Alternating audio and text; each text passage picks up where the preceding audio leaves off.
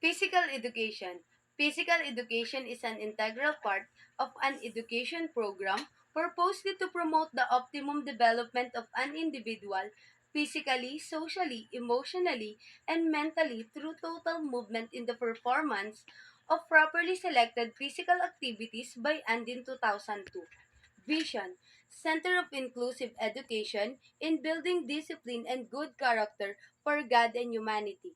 Philosophy. We create possibilities for lifelong learning. Mission. To foster the intellectual, moral, social, and creative life of its student through quality, accessible, and affordable education.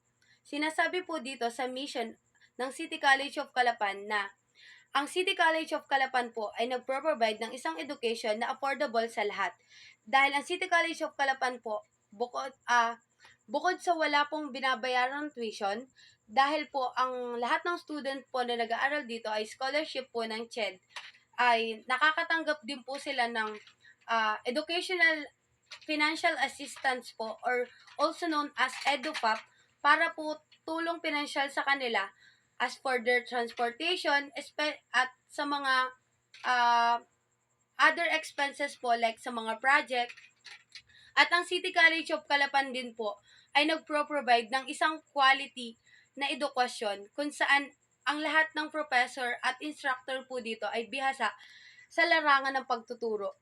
Dahil ang City College of Calapan po ay kilala bilang isang high standard institution dahil ang City College of Calapan po ay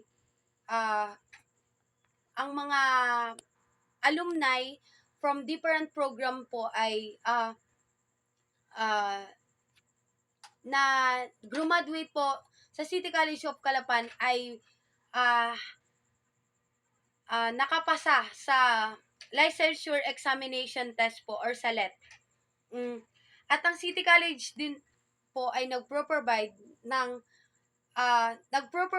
ng isang edukasyon na kung saan mauhubog or mafo-foster ang intellectual, moral, at social at creative life ng isang student na hindi lang puro sa academics, kundi pati rin sa mga extracurricular activities na kanilang